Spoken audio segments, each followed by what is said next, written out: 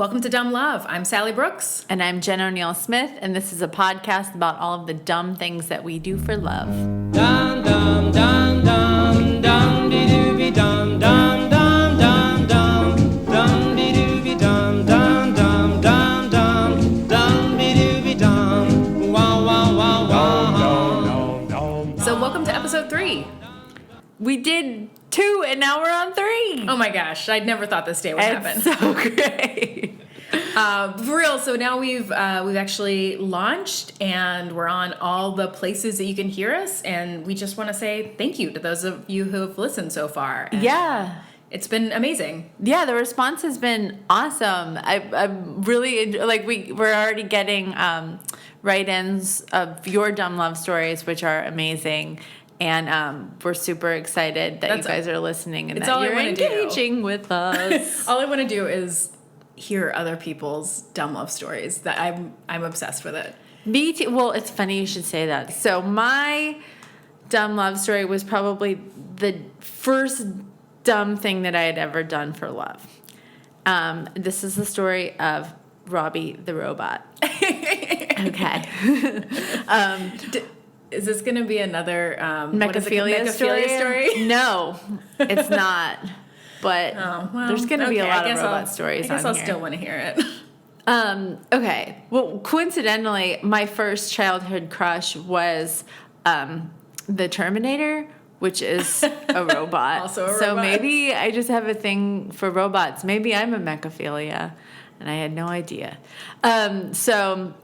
A mechaphiliac. Anyway, so when I was in the third grade, I was madly in love with this boy. His name was Brian Dayton.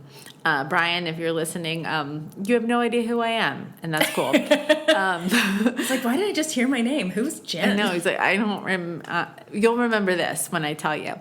And so when I say madly in love with him, what I mean is it was one of those crushes where, like, I don't remember, if we actually ever spoke to each other, or did he just kind of look like Joey from New Kids on the Block? You know what I mean? Like when you were little and it was just like a boy that you just zero in on. Just like he looked like somebody you wanted, you know what I mean? And you painted a whole picture in your head of like, oh, we're in love. Right. Like, why? Yeah, why? Even though you don't speak. So I told my older sister, who's 2 years older than me, about, this giant love problem that I had, because this unrequited love. And she was just like, you know what you need to do. So you're in third grade. And yeah. So she's a fifth grader. She's a fifth she's grader. Like, I know everything. I've been around the block. Yeah. Well, here's the thing. Like, my sister had been habitually plotting to destroy me since I was born. But the thing is, I didn't realize that until I was about 10 or so. So, like, I listened to all of her shitty, terrible advice because I just figured, like, she was like, what you need to do is you need to tell him, and you need to make sure that when you do it, everyone is watching. I'm like, my heart is breaking for little Jen. I know, and I totally trusted her. So I was like, well, okay, you're my big sister, and you obviously have my best interest at heart, so full speed ahead. Let's do this. So I decided to, like, draft up, what is the classic elementary school love letter, which just says, like, I like you. Do you like me? Check yes or check no. That's it. Whoever came up with that format was like really onto something. I know. I mean, they should just, those like notebooks, how they have all those like pre-written notes, like Post-it notes that say like to-do list or whatever. They should just have those and just slap them around on your. Well, I mean, now kids are just like texting each other. Yeah, like a picture of a eggplant or something. I could have just texted him an eggplant. So I draft up this letter, the check yes, check no, and I decide that I'm going to give it to him in the cafeteria in the middle of lunch so that everyone can see. But only instead of just handing it to him, I decide that I'm going to deliver it to him via my remote control robot, complete with its own serving tray.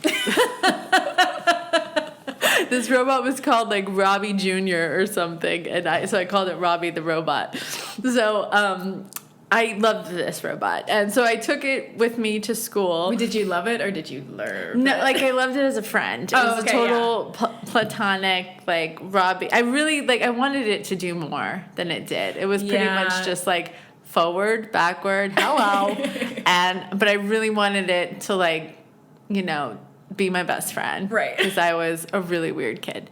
So I take the robot to school, and I wait until I wait until lunchtime, and I wait until everyone's mid chew, and it's the most silent. And I was like, all right, this is it. This is now or never. So I put the note on the robot and I send it over to him. And and in my head I was thinking, oh, he'll get the robot will go up to him and he'll be like, oh, a letter. But really, the robot goes up to him and he's like, what? Why is there a robot in the cafeteria? I have so many questions. Yeah, it was like, I don't understand. What is this thing doing? And so I had to at one point, I remember I had to be like, it's a note for you. I don't know who it's from. Read it. Read the note. So he picks it up and he reads the note. And then he checks a box and then he places it back on the tray. So I now have to remote control the robot back over to me across the cafeteria. And so now this was an 80s robot, which, they weren't really built for speed. So oh my God, I'm just imagining it poor little Jen. Oh my God, it was slowest, and everybody's just what is Jen? We know it's you. Just go get the robot. The journey from Brian's table back to my table just felt like 10,000 lifetimes. It was the slowest, most awkward. Plus, it was nervous because I wanted to see what the note said, and everyone's staring. It was I was sweat so many buckets. It was awful. What point, while this is happening, did you realize that this was a bad idea? Were you still hopeful when it was coming back to you? I mean, I feel from the second that the robot left my area and was on its way to him, I was like, what the fuck? Did you not realize that you were controlling it? That you could just make it come back No, he knew that, I think he knew that I had remote controlled it over to him, because the remote control was the size of a brick, because it was from the 80s, and so, or I guess it was 1990. Yeah. And so, no, it was late 80s, anyway, so, now you know how old I am. Fine. So I would everyone knew that it was me holding out this giant remote, but they were just why? So then the remote, the robot finally gets back to me, and I pick up the note, and everyone is watching and waiting to see what the hell is going on. I read it. And he checked no. Oh. And so I was absolutely heartbroken and mortified, and everyone was just looking at me, and I was just go back to your sandwiches. Please fuck off. And so I just didn't want anyone to look at me. But the worst part was then I had to carry around this clunky ass robot for the rest of the day. And people would be like, oh, that's so cool. What is that? And I'm like, nothing, go away. I hate you. And it was you know how when you're a little kid, when you get hurt, you if you hurt yourself or get hurt, you blame you want to blame something. My son could walk into a wall and be like, Mom, why did you put this wall here? Yeah. You know what I mean? So I was I needed someone or something to blame for that terrible experience. And while you would think that I would blame my sister, Right. I was like, I know the culprit. Yeah. It was definitely Eileen. But what I did was I blamed the robot. Like, I was so mad at the robot for some reason. Slow. Yeah. I don't know. I was just like, it was just such a reminder of that terrible experience. I never wanted to look at the robot again. Oh no! Did you make And the he robot was like, face the I corner? don't understand. And I'm like, I do not confuse. You ruined my life, Robbie. What did I do? I'm sorry. It's like this robot that like I begged my parents for Christmas, and it was like the big expensive gift that I had to have, and I probably had like enjoyed him for maybe like 4 or 5 months until I like took him to profess my love to this like idiot kid that I don't think I ever spoke to this boy again. Oh my god! And can we please after this call him? Call him. No, I was just gonna Facebook stalk him. I wasn't gonna call him up. Yeah, I mean, well, let's find his name to completely put him out there into the universe. Brian Dayton from Long Island, New York. From Long Island, New York. All right. Lucy Kinney Elementary School. If you remember this story and remember like some idiot robot hitting you on the leg, then give us a call. But yeah, it was so embarrassing. And God, that's amazing. But I was so like mortified. But the thing is, like, I felt like the whole universe was crashing in, and that I could never go to school again. But I don't think anybody like really even knew what the hell I was doing. They just saw like a robot go back and forth, and they're like, all right. Just another day in 3rd grade. I mean, crazy stuff's always happening. It's just Jen being a weirdo. So yeah, there's but I'll share more for sure over, the course of this podcast. You're going to hear a lot of dumb stories about stuff that Sally and I have done, but we want to hear. Oh no, I've never done anything dumb. You liar. We want to hear from you guys. So if you could send even if it's just like a one-liner, we would love to share it on our Instagram. Just like this one time I blah, blah, blah. Just send it to us. We want to hear it. You can email it to dumblovepod@gmail.com, or even just like send us a note on Instagram or Facebook or whatever. Text us if you know us. We just want to hear from you guys. Yes. So that's my quickie. I love it. That I'm like, my heart is dying for, because I'm like, I was that kid too. I was like, so like I was shy and weird, but I also had a lot of confidence. Like I would do things like that where I was very dramatic. Yes, I was dramatic, and I like believed in these like grand love stories. Yes. I believed in these things. Yeah, I 100% was that kid too. So I just didn't have a robot. I just wasn't cool enough to have a robot. Oh my god. Okay, so I'm gonna do my quickie, and it's actually very quick. But so is Zach a good gift giver? Like, is he? No, he's notoriously the worst. Oh, is he? He'll like every once in a while when I'm not expecting a gift, like it's not a birthday or it's not a whatever, he'll give me something that's amazing, and I didn't even know that I wanted, and it'll be my favorite thing ever. Like the bike he bought me one time was amazing. I feel like that's even better than like totally than on a birthday where you're like, but you have to give me something. I would say the worst gift that he gave me was a paintbrush with a Post-it note on it. This was a Christmas present. A paintbrush, like a Home Depot like painter's paintbrush with a note on it that said, "Good for one free porch painting." And I was like, you just gifted me a chore like that you were supposed, and he ended up like not even doing it. I did it. Well, that's why he gave you the paintbrush. Here you go. Get to the paint. Well, Ben's usually, my husband Ben that's who we're talking about. My husband Ben is usually a great gift giver. He is really good at gifts. Like, and I'm the one who's just like, oh, it's your birthday? Oh, here's a paintbrush. Like our 5th wedding anniversary, he, in secret, while I was like on the road doing comedy, he made me a picnic table. Like oh I had my like God. always wanted one. He like made from scratch a picnic table. And I gave him a Wii game. Like, that was, like, what Dude, you're Carrie and he's Aiden. It was, yes. Yes, yeah, for sure. But I think he's, he once gave me a set of golf clubs and I don't play golf. Like that was like, a big win. You've never mentioned it? I mean, we've played like occasionally, but I'm not a golfer. You know what I mean? I have never used those clubs, and that was like years. He was like, I took a swing, you know? Like I thought maybe we could get into golf. I don't know. So this is about, my quickie is about a husband giving gifts to his wife, which is why I asked. Oh, yay. So Iowa farmer Dick Kleiss was kind of known for giving his wife Carol like kind of off the wall birthday gifts. And so for her 67th birthday, he was like at a loss of what to do. And then he saw, so they're farmers, he saw 120 pounds of manure.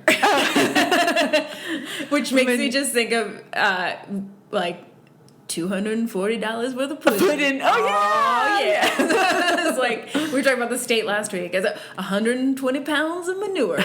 Oh, yeah. So, you know, like all giant piles of shit, this one gave him an idea. Oh, my God. I'm sorry. I was like, I had to write at least one shit pun. I had a million in my head, but... there will be more, I feel like. He decided he was going to take his manure spreader, and which I'm gathering is something used to fertilize fields. Like you take all the cow's manure and then use it in the field. So he took the manure spreader and spelled out Happy Day, love you. H-A-P-B Day, love you. It took him 3 hours to do it, and he made sure that he put it in a field that she could see from the living room. Oh my God. Which I think it's hilarious. I mean, it's hilarious, right? But also that he used they're in their 60s, they're like 60s using text speak. He's like LUV. Like my dad used to text me all the time, and in his text he'd be like, hey, I'm gonna go to the Home Depot, and then he would always write LUV dad. Like love dad. And at the end of a text I'm like, you don't have to write that, and also if you're gonna write love, just spell it out. Like so it was, I've never seen HAPB is happy. I think it's happy B-Day. Oh, I see. Okay. Yeah, I know. Yeah, it took me a while to get it too. But so Carol said, he's done some weird things for a birthday, but nothing this weird. That's what she said. And then Dick said, I was going to put a heart after the U, but I ran out of poop. Oh my God. And then he also said that he was like, it wasn't that hard to make. And then he gives a tip. He goes, any manure will make it.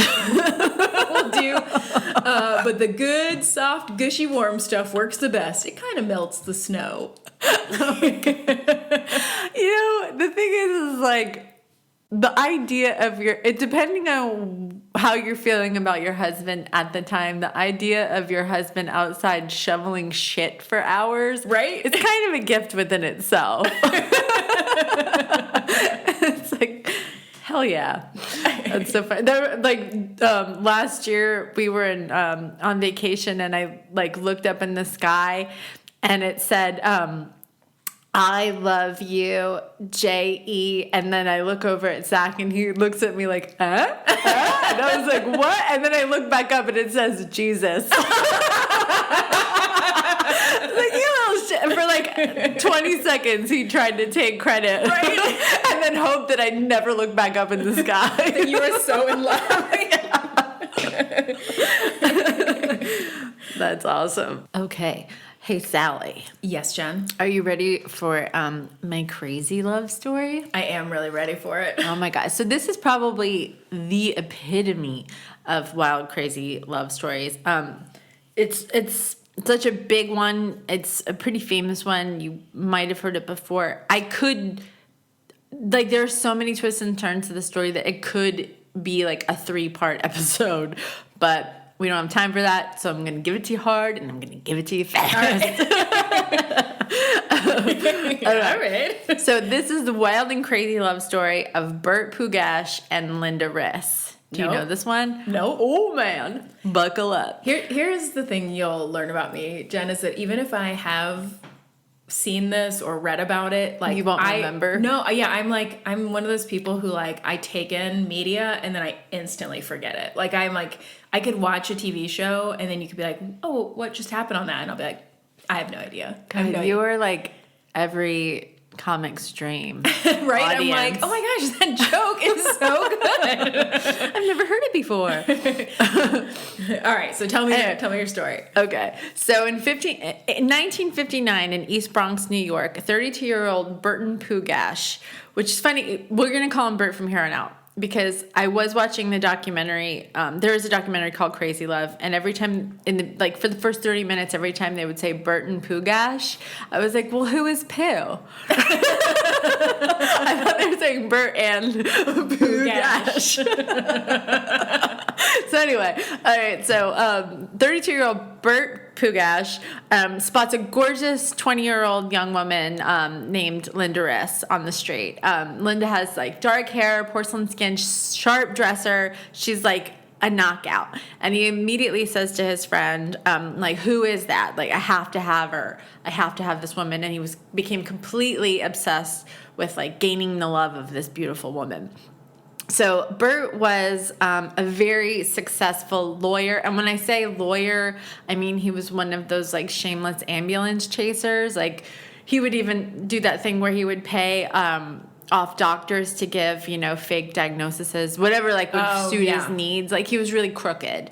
But he was very wealthy because of that. So he had like cars, a private plane. He owned a nightclub. He was very flashy.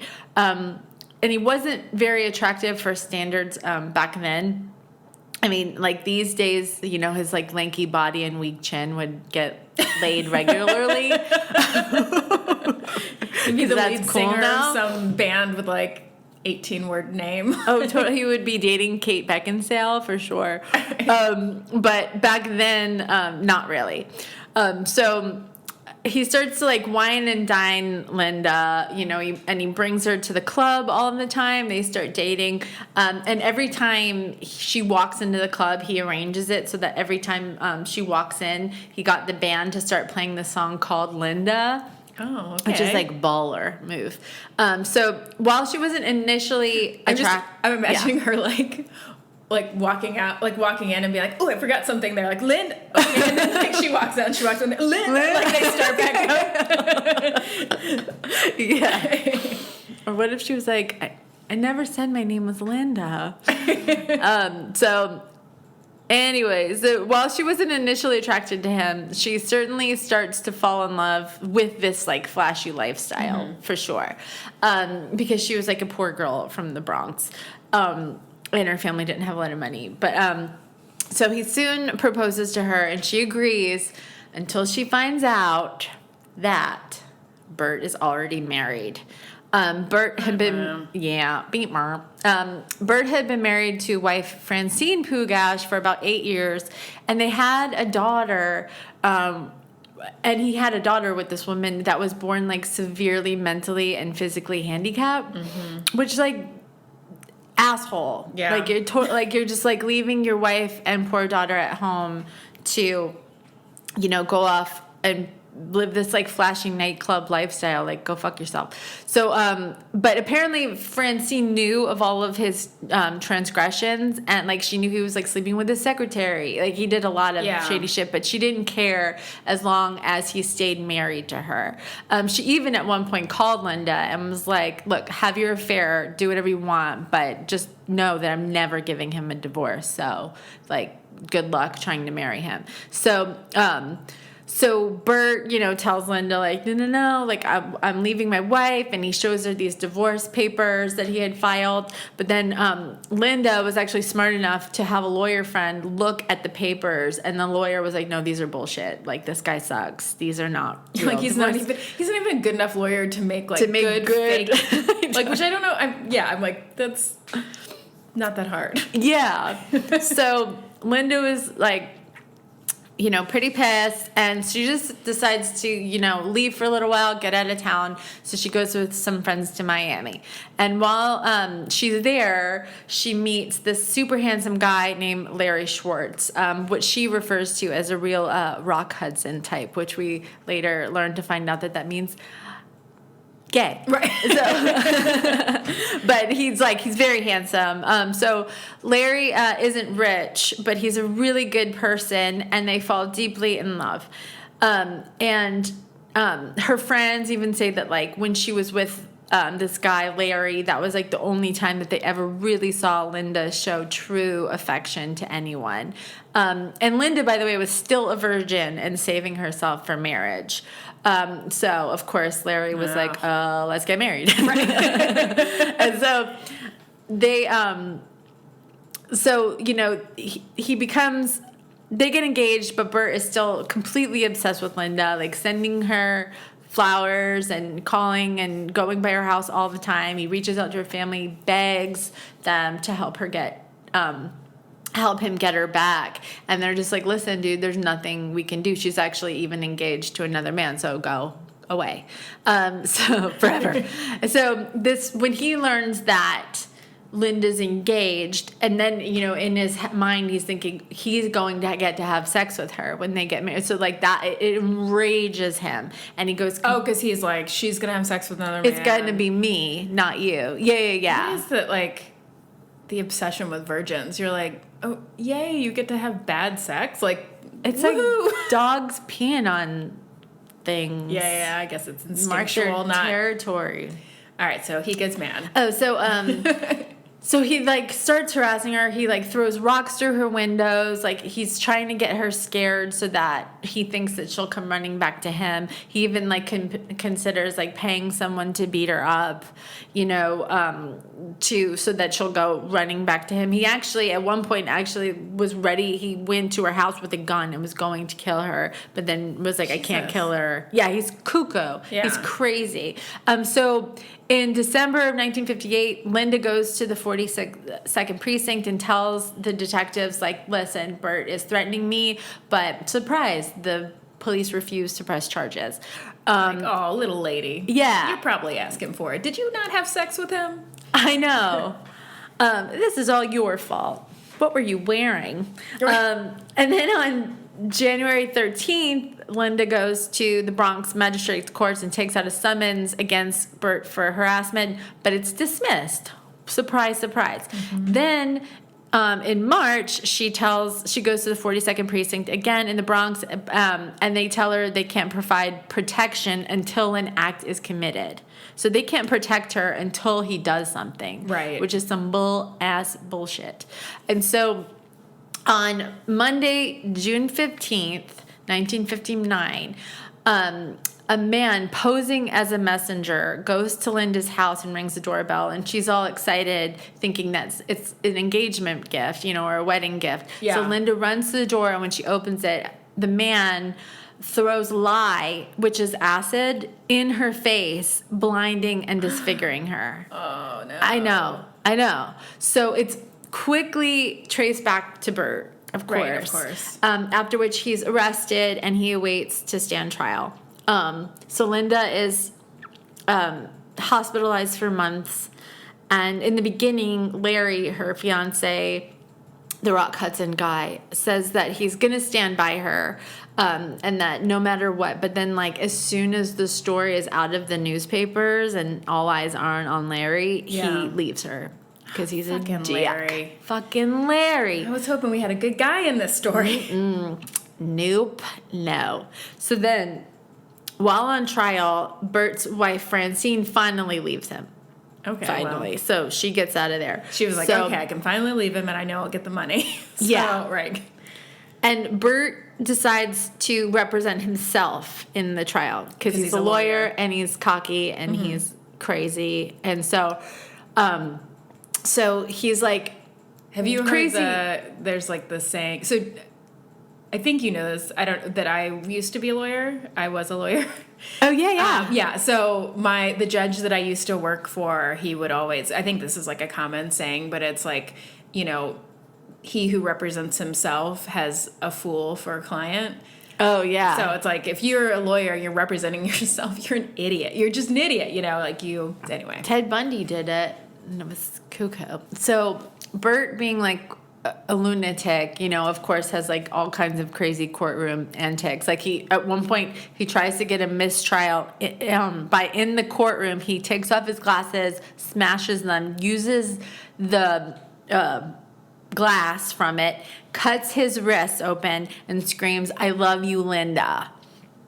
Cool. Yeah, real cool. So people might think that this is like, oh, a desperate act for love, but in the documentary, when he shows his scars, he actually says, these are the scars from when I tried to get that mistrial. Right. Like, not like when I tried to prove my love. He knew exactly what he was doing. Yeah, he was like, he was this probably is my scars from the mistrial. Yeah, he's either very a proud of it. mistrial or like to be declared unfit for trial or something like that. Yeah, Like everything he does for her or to get her has nothing to do with who. It's all about him and what it means to her, like what she means to him. Not like it's not about her love qualities. you. Yes, it's about his obsession with her Absolutely. and his control and yeah, he's crazy. Anyway, so Bert spends 14 years in prison.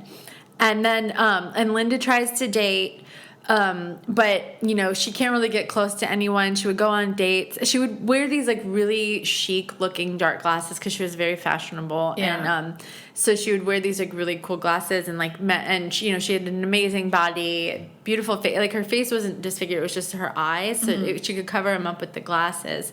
And but then when she would get close to someone, you know, when she took off her glasses, she said it scared them off. So she eventually just stopped trying. And Bert, the whole time while he's in jail, just continues to write her letters and harass her and tell her how in love he still is with her.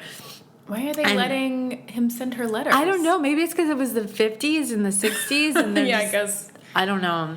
So at one point she's like, oh yeah, you're sorry? All right, how about show me how sorry you are by sending me some money? You know, because I'm broke now and I can't get a rich husband because of what you did. So he was like, oh, all right. So he immediately starts like lawyering because he was a lawyer and like in the like inmates and like, you know, doing stuff in the jail so that he can get money from them. And then he sends all of his money to Linda.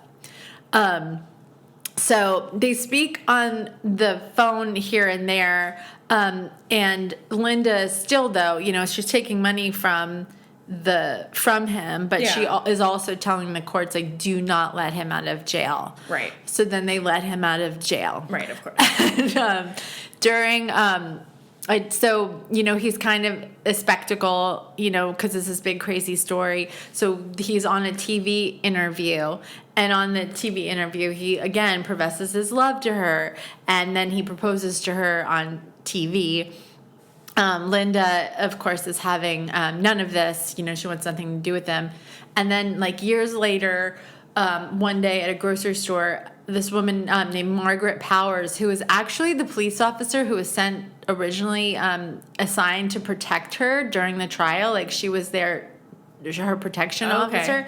Margaret Powers runs into Linda at the grocery store and, you know, just sees her looking very lonely, and she looks in her cart and there's just like one can of peas and one the sad woman, one Spam or whatever, and like her heart just breaks for her. So she decides to call up one of Linda's good friends and was like, we need to get these two back together. Wait, yes. Linda and Bert? Yes. So the woman that was protecting her originally from this maniac was like, you know what? He still loves her. She's alone. Why not get these two back together? Oh, God. I know. So they arrange a meeting. Like, so the friend is like, yeah, I guess you're right. You know, like, she's a sad sack. I hate a woman alone. So they arrange a meeting with Linda and Bert is like ecstatic, but he's also super leery because he thinks it might be like a revenge setup, and you know, which because it's totally something he would do, right? And so, and then Linda is of course apprehensive, but then once they see each other, sparks fly, and Linda actually says like, "Oh, jail looks good on him. He's got a man's body now. He's not a little wimp." You know, like jail did, like the time did him good or whatever. And so he proposes to her on the spot for the 10,000th time. And then, so they dated for 5 months and then they got married. That's like Stockholm syndrome. You know what I mean? Like where she's been so scarred and worn down by her abuser that like, she's just like, well, I don't have any other options and this is all I deserve. Do you know what I mean? Like that mentality. It's like, it's so hard to understand, and I have it, but like unless until you're like inside of it, and she probably just felt like, well, everybody's telling me this is my best option. So and I think that he had a lot of money because and also he says that the all of the hype like from like who he was and their story, it like tripled his business once he got out of jail. So he was like even richer. Yeah. But so you think that's the end of the story, right? I mean, I'm hoping, but no, I'm gonna guess not. No. So like so they're married, and then years later, Bert is accused of terrorizing his former mistress, Evangeline Borgia, who was his secretary that was 27 years younger than him. He gets physically violent with her. He breaks her wrist and threatens to, quote unquote, blind her like Linda. Yeah. So he goes to jail again, but Linda doesn't leave him. In fact, she defends him to the death, saying, like, quote unquote, he wouldn't hurt a fly.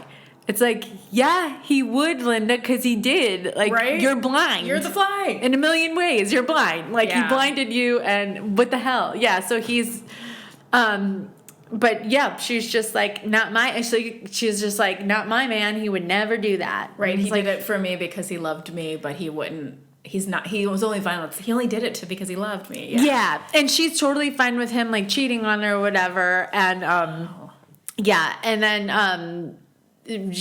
I think it's just like this is a terrible story for men to think that if they have money and power, they can get away with whatever the F they want. And he was eventually released from jail after, terrorizing his former mistress. And then they remained happily, maybe, married until Linda eventually passes away in 2013. And is he still alive?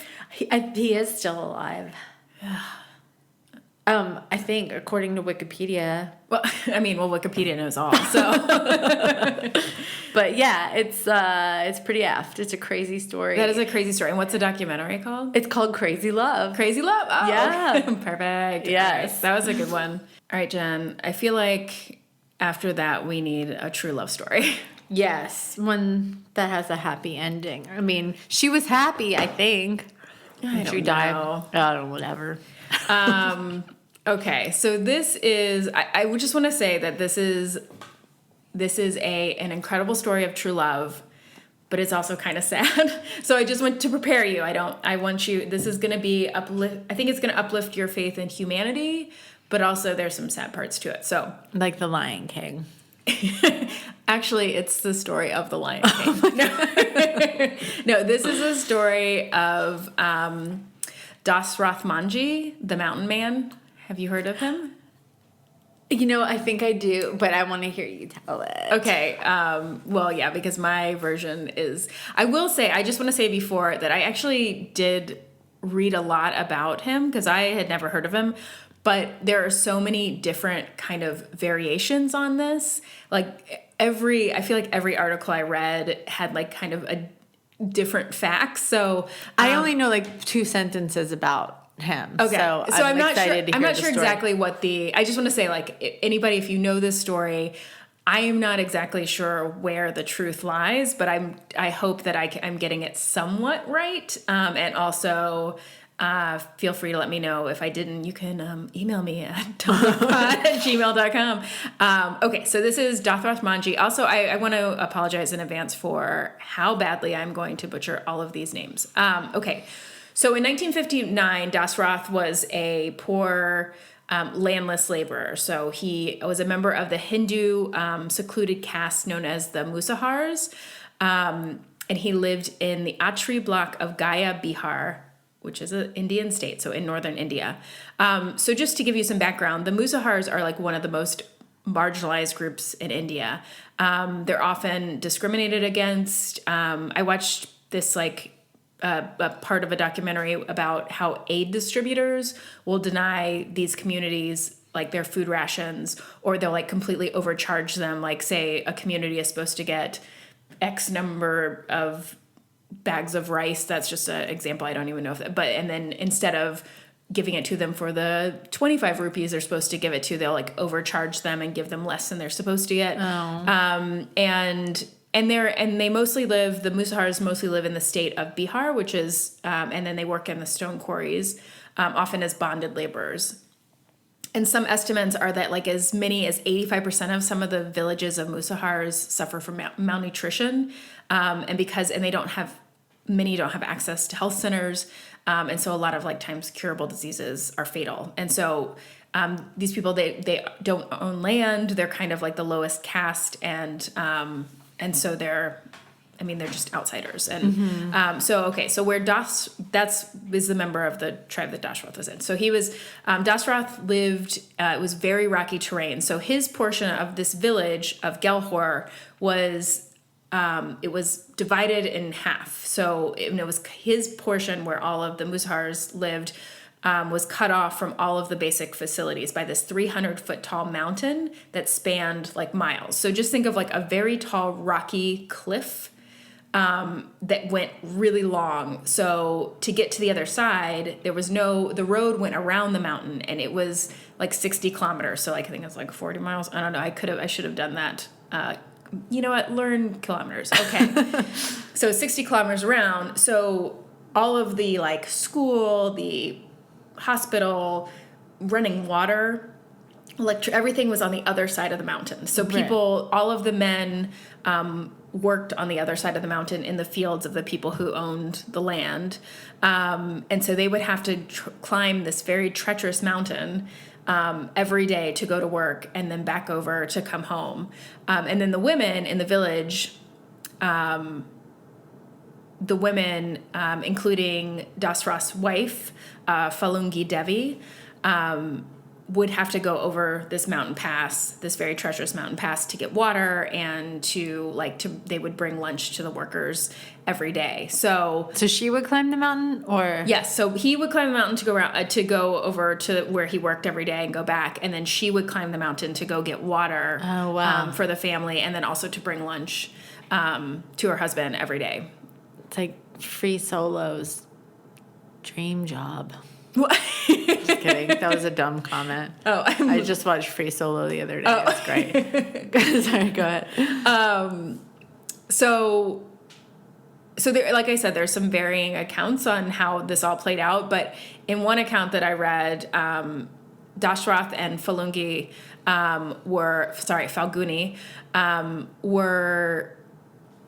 grew up in the same village, and that as children they were arranged to be married, but that when it came time to be married, Falguni's father wouldn't let her marry him because he didn't have a job. So Dashrath left the village to go find work, and that when he came back several years later, they re-met and fell in love and eventually eloped. So back to the mountain.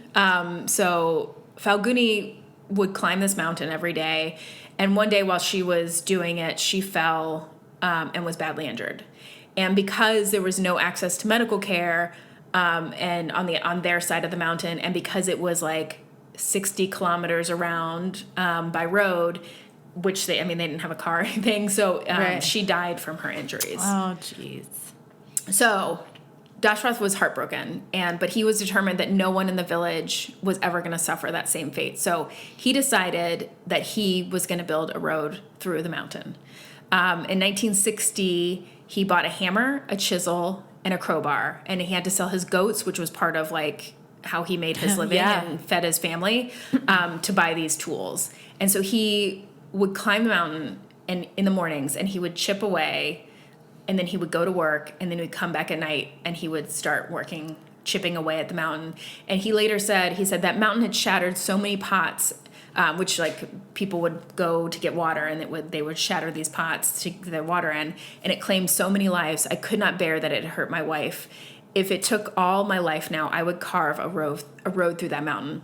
So the villagers at first, when he started, as you can imagine, they mocked him because they're like, okay, you're gonna chip away with that little chisel and build a road through this mountain. But he worked, and eventually he completely quit his job, and he spent his entire day to night his chipping- life mission. Yes, chipping that's away. all And he so did. sometimes he would like carry things over the mountain for people. That's how he like fed. They had 2 kids. That's how he fed his children.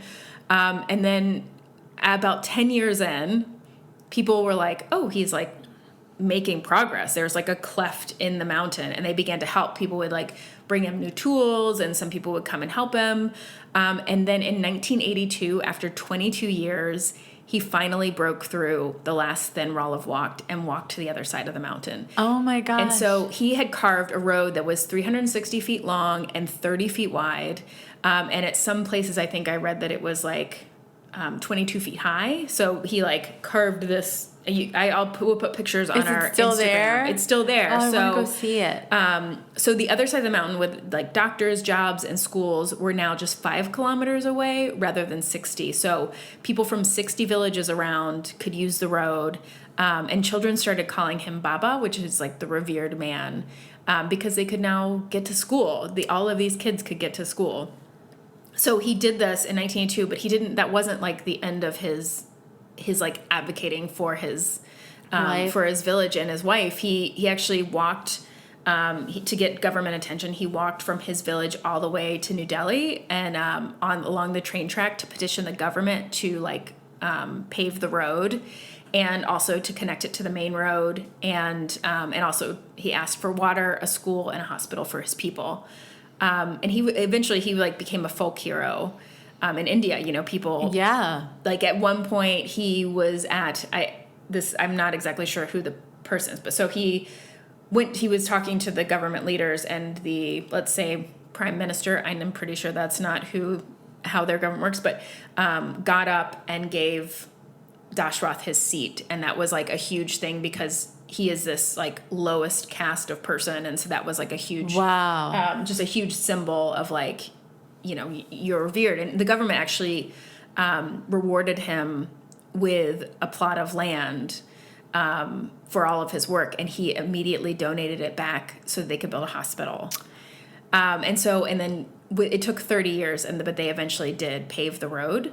And he said, "I started this work out for the love of my wife, but continued it for my people. If I did not, no one would." And so that is the story. Oh my God, I love of that story. Dashrath Manjhi, the man who moved mountains. See, that's a perfect example of, restoring your faith in humanity. Look at him versus Bert Pugash. Right. Piece of Pugash. Shit, Bert. But, I mean, that's amazing. Like, that's what real, true love is. Right. Just what an amazing person I love stories like that of people that go through loss and then turn that into something positive on behalf of the person that they lost. Right. And then that's the greatest gift I think you can give to someone that you have lost. Right. That other person is to continue to do good in their name. Yeah, and that's like them. her and his legacy. I mean, he literally chipped away at a mountain.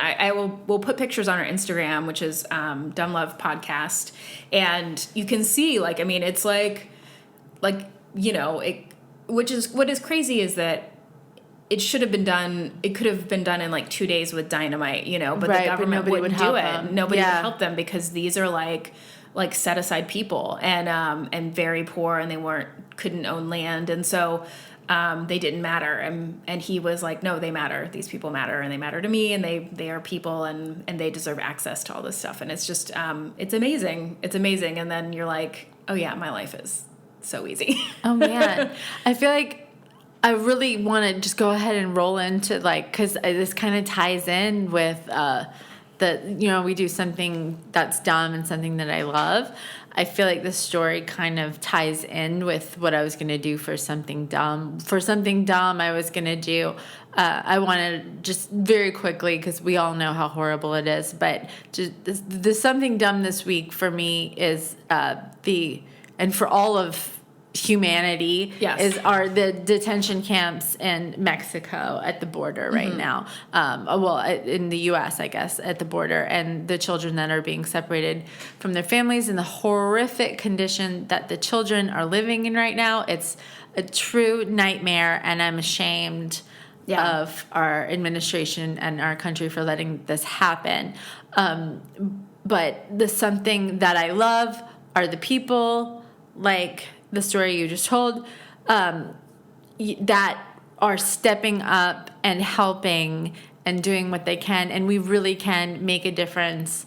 And I know everybody's wondering, like, what can we do to help these children? And so there are things that you can do, and I'm just going to name 5 of them real quick. Something that I love. Call your elected officials. You can do that. Call your elected officials and, tell them your concerns and tell them how you feel about this. You could also donate to the ACLU. You could also donate to, it's an organization called We Belong Together, United We Dream, and KIND, which is Kids in Need of Defense. These are all organizations actively working together to protect children and families in crisis at the border. So please reach out to one of these organizations and help out if you can. So that's my something dumb, something I love. And for this week. Yeah, thank you for highlighting that. Oh, no problem. I mean, I know we usually do something silly, but I just really felt strongly about it this week, and it just so happened to perfectly tie in to what you were talking about. Yeah. I feel like let's get our hammers and chisels out. Yes, yes, I like that. We're gonna move mountains together.